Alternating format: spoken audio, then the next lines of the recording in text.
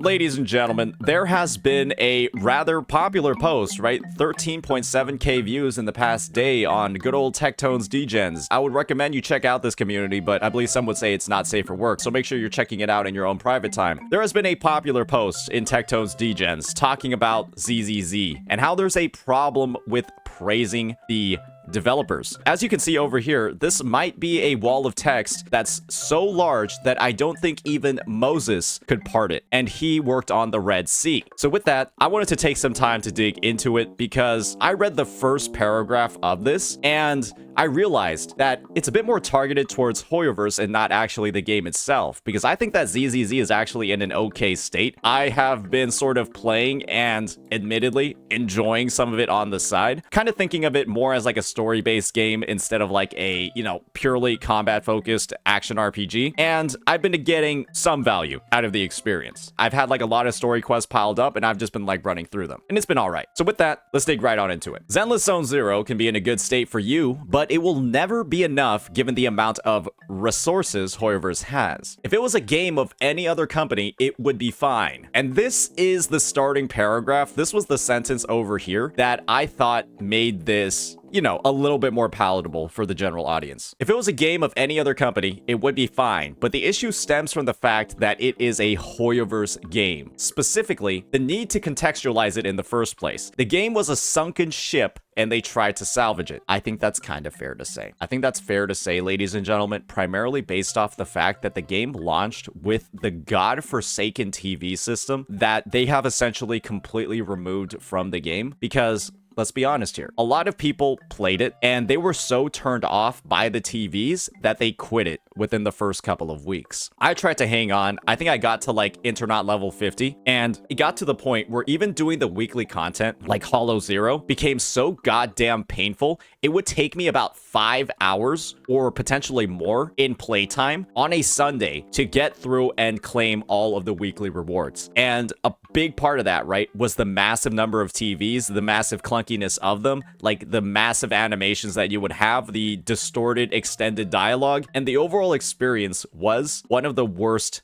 things in gacha gaming. I'm going to be honest. And that's why a lot of people quit it. Some people stayed for the gooning, but a lot of people simply quit because of the TVs. And let's be honest, ladies and gentlemen, it took them too fucking long to get rid of them. And one of the main reasons why I've been able to enjoy the story is due to the fact that all of the TVs have been removed completely from the main story. They were instead replaced with some in-stage interactions to just interact with certain things, find clues. It would be like a pile of dirt that you would click and you would just get the pop-up that you would get from the TV and the dialogue, and it's just better. It's become a seamless story experience that I could actually enjoy, get through quickly, and absorb. And I don't feel a need to like skip the dialogue or skip any of these things because I'm not having my time bogged down by all of the bullshit that was the TV system. And the removal of those TVs is a huge reason for why I think a lot of people, if they're coming back to the game, they're actually able to play it a lot more. It's not like they are trying to improve the game just for the sake of improving it, right? Really taking that corporate angle over here. It's not like they are listening to the players because they want to, because players have been complaining about the TVs forever since the beta, and it took them still 4 whole patches to remove them completely. Yeah, that's kind of the point that I was leading into over here. They do not care about the players' opinions. They only care about money. So no, the praise isn't warranted. I think that this argument does have a leg to stand on, primarily due to the fact that A, they had 3 beta tests for the fucking game. Let's be honest here, guys. And TVs were shit on in every single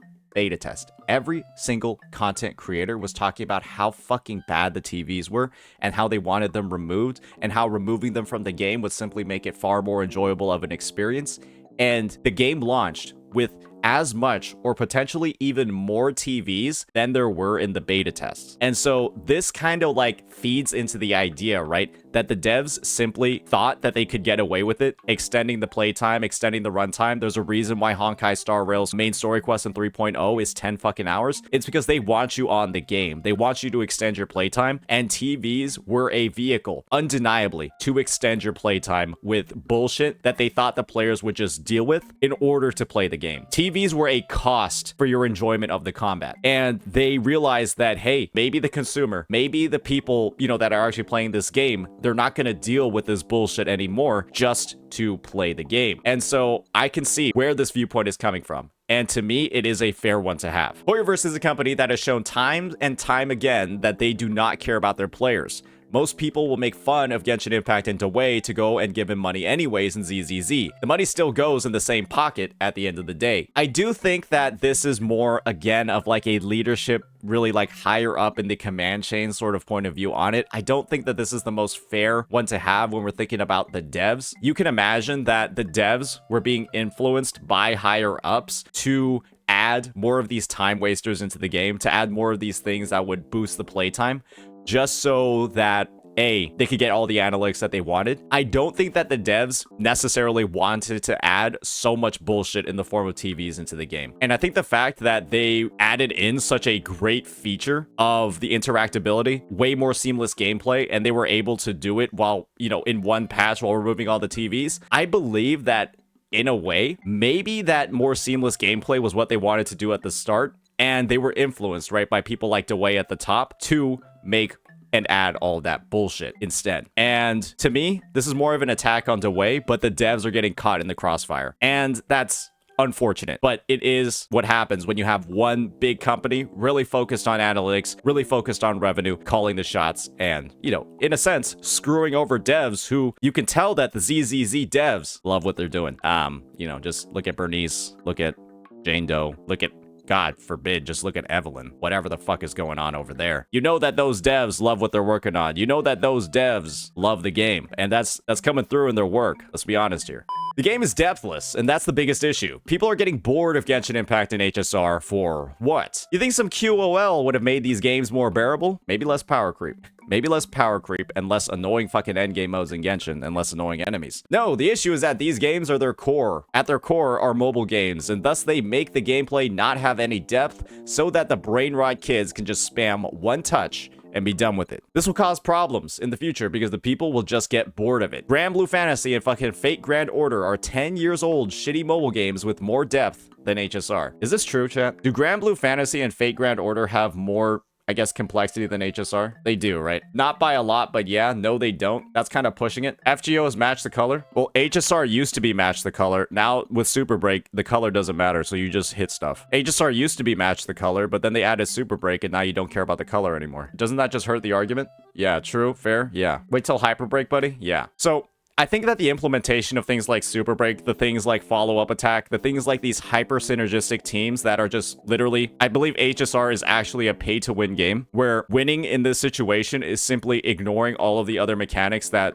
are put into the game that other players have to deal with just because you pulled the broken fucking team. And my experience using Super Break has been the most disgusting thing in all of gacha gaming, where I just slot the team in, I put in Firefly, Ron May, Bug You, and Gallagher, and then I press auto. I just press auto, and then it's over. I don't have to do anything. I will clear the end game in 3 to 4 cycles on auto. And the characters aren't even like that well built either. It actually just feels like with the release of Fug You, it was a big fuck you to the player base, because why even invest in other teams? Why even use other characters? And you already know, because of how broken Super Break is, it's just gonna end up with it getting nerfed somehow with some new absolutely cancerous enemy that will like be immune to break. And then now you have to pull the archetype, which is like penetrating break, which will like break enemies through break resistance or like some shit like that. And that'll be like the new mechanic that they have. In 1 or 2 years, the exact same thing that happened to HSR recently will also happen to ZZZ. Okay, okay, Oracle of Delphi. Proof? People will just notice that just like HSR, the only thing you do is pop in, talk, pop out. I do think we have to see whether or not this is happening, but I can see where they're coming from because, well, ladies and gentlemen, I know what Astra Yao is. And what Astra Yao does is she essentially buffs 2 other members of your team and then just isn't actually playable. Astra Yao just turns into a walking Shorekeeper Stellar Realm, and you only play 2 characters on your team. And I can imagine that maybe they have another character coming out that does the same exact thing, becomes a like coordinated attack, the character, and you just activate like their skill. You activate Astra Yao, and then you just play 1 character the entire time. I could imagine that that's something that is going to happen to the game. And if that's the state of the gameplay, then yeah, right? It literally is just like button mash, dodge, press skill, and then just move forward from there. If that's how they're simplifying the gameplay, that's basically going to become like Super Break, right? The so-called great events are just mini games copied from other games, as said before. I mean, that's fair, right? The mini games are literally just like what other popular games have done, and then they just implement them into ZZZ. That's fair. Arknight's event is just them copying the mechanic and maps of Arknights. True. Fall Guys event is just them copying the game and map of Fall Guys. True. I legitimately don't care if they do, but praising the devs for that is insane when they literally just 1-to-1 ratio copy the original game, and it's slightly worse. Oh, I mean, there's a value proposition behind aggregating all of the games that they copied and putting them into one platform. Like, I only have to start up one of these games, I only have to download ZZZ, and then I'm able to play, you know, Arknights, I'm able to play Fall Guys, I'm able to play Snake, I'm able to play whatever that fucking diggy doo-dah dog is, you know, the one that like breaks through all the blocks. I'm able to play like all of them in one client, and so I guess that's where the value proposition is. You can play ZZZ and then have access to all of these mini games instead of, yeah, Vampire Survivors too, right? You have access to all of them. I guess is the main thing. You have access to all of them for free. Vampire Survivors costs money. Fall Guys costs money. Arknights, well, depending on how you view it, costs money. And ZZZ is coming out and making everything in these mini games free. Every single feature of them free. The game puts way less work than a game like Wuthering Waves. Ooh. People debate and argue which of the two has the best models, which of the two has the best gameplay, which of the two has the best animations, etc. The results don't even matter because the issue here is the fact that it has way less content than WoWA gets compared to things it should be doing the best in the market. I think that's a fair viewpoint. I think that's a somewhat fair viewpoint. You would imagine that because there's not like an overworld, because there's not really like crazy exploration, there's not things like flying, map design, chests, you know, like those collectibles, that whatever ZZZ specializes in, it should do the best in. But I think it's fair to say that, I mean, ZZZ's Elastic Man looking models, you could say that the animation quality is like crazy. But you could also say, right, that I've seen some of the dialogues, they have like great interaction between the playable characters, but it's not like the dialogues themselves are like next level, right? They kind of do have like alternating poses for each character, right? They kind of do like a little bit of like the HSR, but they alternate the characters and the point of views very often, and it doesn't feel as stale for sure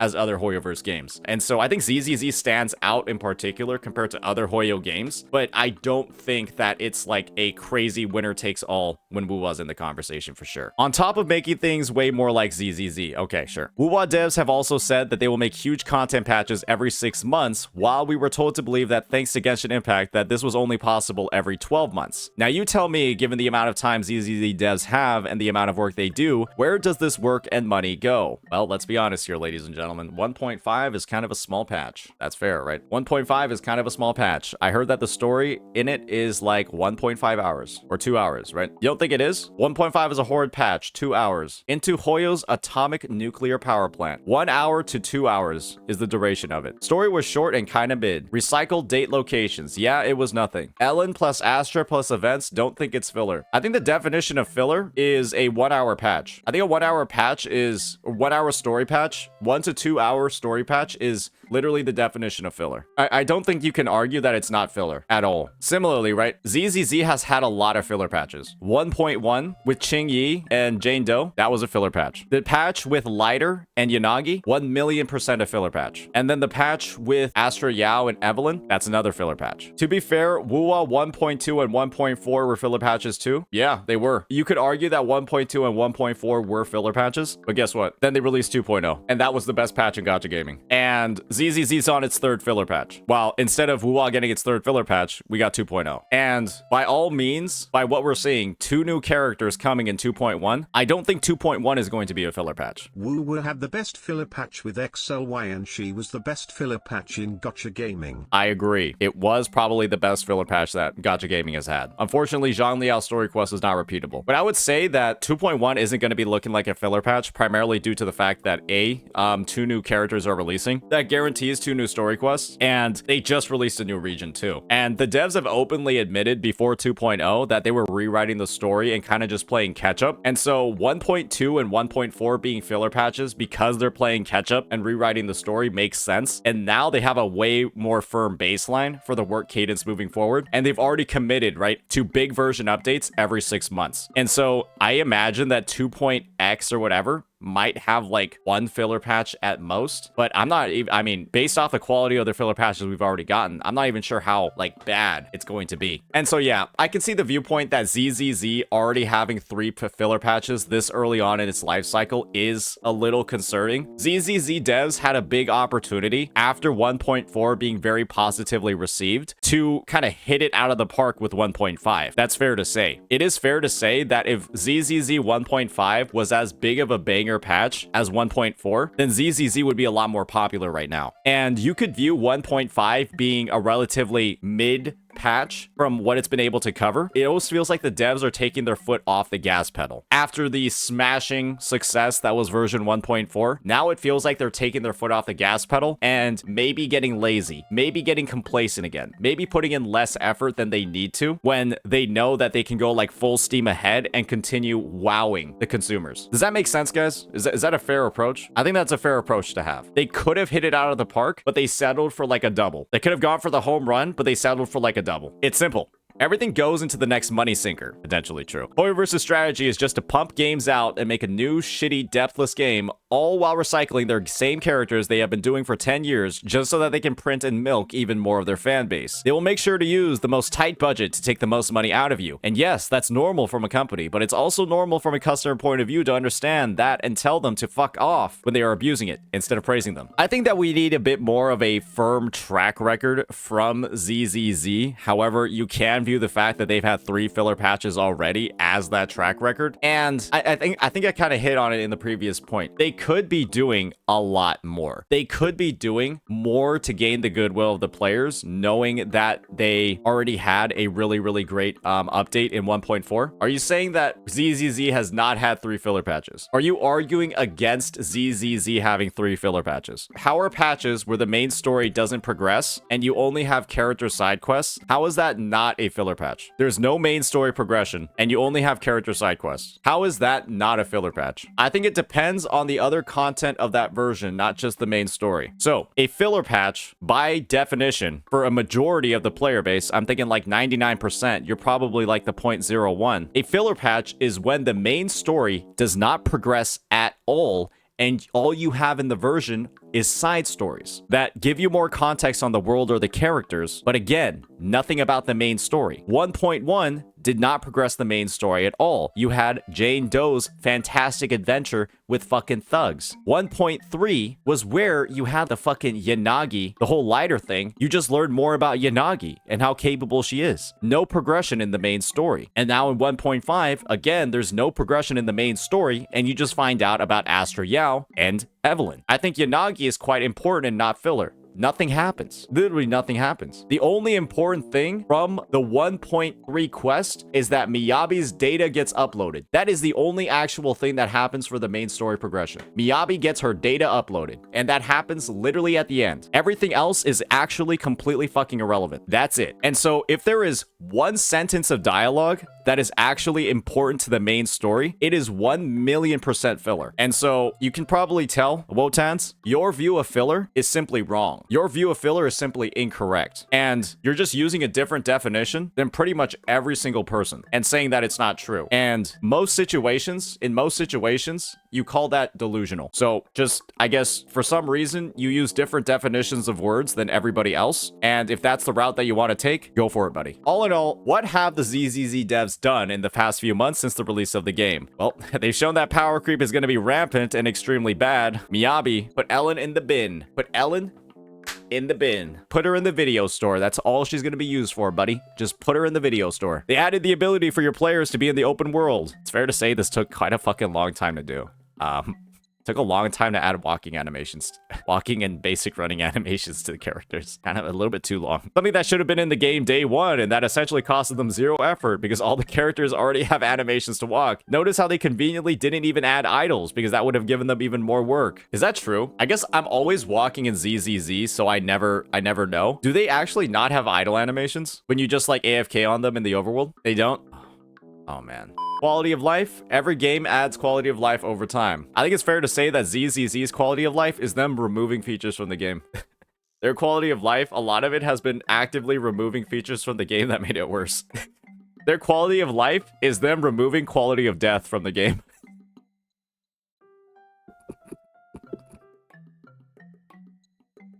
That's their quality of life. Remote TVs took them long enough after people were complaining about it for multiple months ever since the release of the game. Too long did it read. You can like ZZZ all you want, I don't care, but ZZZ devs aren't praiseworthy and not even a single dev in miHoyo is. They do not care about you, they do not listen to you, and the only thing they listen to is your money. I think it's unfair to say that it's the devs. I think it's fair to say that the higher-ups, the leadership team, the people who are in charge of the dev teams, I think that the ZZZ devs actually do care about the game, and they're getting fucked around with by some of the worst project managers in the industry. The Corpa is the issue here. I don't think it's the people working under the Corpa umbrella. It is literally the Corpa. Because like I mentioned before, it's clear that these devs care about the game. They care about the animations. They care about how the characters feel. And I do feel like they're being influenced by higher ups to fuck the game. They're being influenced by higher ups to fuck the game. And like, I think there was like one interview that like EO was talking about way back in the day where the ZZZ devs wanted to make the weapon banner guaranteed. The ZZZ devs wanted to make the weapon banner guaranteed, but then Hoyo pushed back. The way the leadership team, they pushed back and they had to settle on a 75-25. But the ZZZ devs wanted a guaranteed weapon banner. And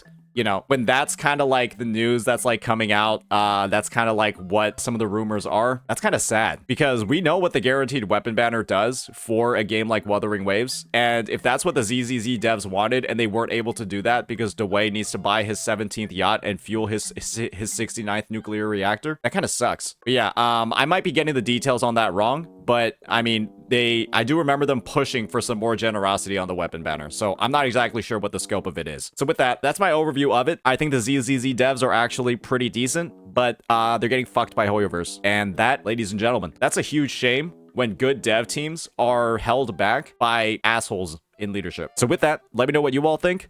Peace out.